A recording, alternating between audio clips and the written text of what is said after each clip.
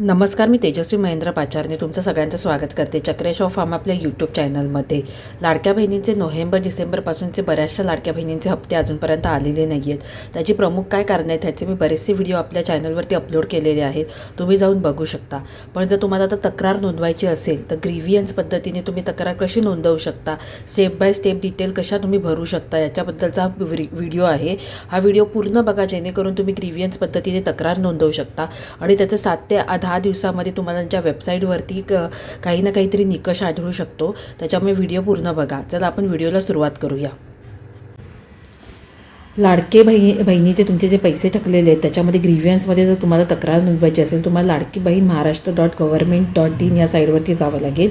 इथे गेल्यावरती तुम्हाला लॉग इनवरती क्लिक करावं लागेल. लॉग इनवरती गेल्यानंतर तुम्ही आता तुमचा मोबाईल नंबरने रजिस्टर केला असेल तर त्या रजिस्टर मोबाईल नंबरने तुम्हाला लॉग इन करावं लागेल. जो तुमचा पासवर्ड असेल हा तुम्हाला टाकावा लागेल आणि हा जो तुम्हाला कॅपेचा दिसतो आहे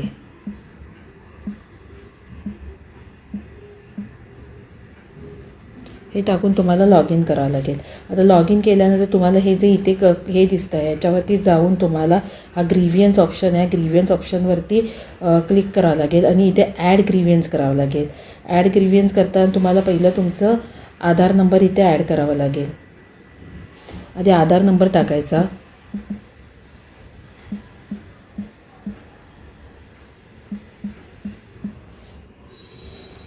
आता आधार कार्ड आहे तो तुम्हाला अपलोड करावा लागेल. वाईल युजिंग दिस ॲप करायचं, कॅमेरा घ्यायचा. तुमचा आता आधार कार्ड आहे त्याचा तुम्हाला फोटो घ्यावा लागेल.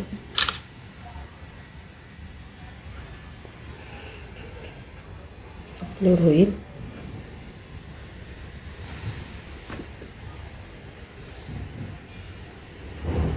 आता परत तुम्हाला बॅक साईडचा पण आधार कार्डचा फोटो घ्यायचा आहे. ओके करायचं. फाईल अपलोड होते आहे. आता सबमिट करा.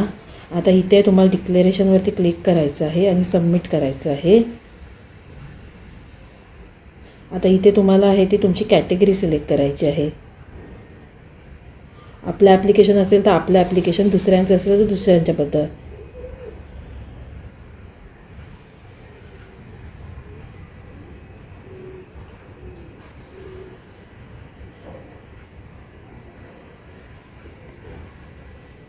अदर्समध्ये जायचं आहे.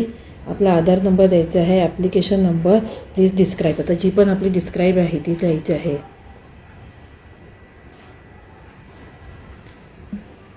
From November month my payment was stop. I done my KYC. Then also it is not coming. Please check and let me know. आता ह्याच्यामध्ये आहे डॉक्युमेंट नेम, बँक स्टेटमेंट द्यायची आहे. अपलोड करायची बँक स्टेटमेंट.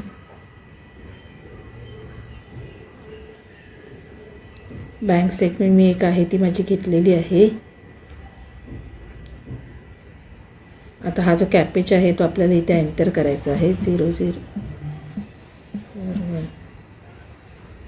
सबमिट करायचं आहे. Submit. आता आपल्याला आपला ग्रीव्हियन्स नंबर मिळालेला आहे. आता ग्रीव्हियन्स नंबरचा एक आपल्याला स्क्रीनशॉट काढून ठेवायचा आहे. अशा पद्धतीने तुम्ही जाऊन तुमचं ग्रीव्हियन्स आहे ते नोंदवू शकता.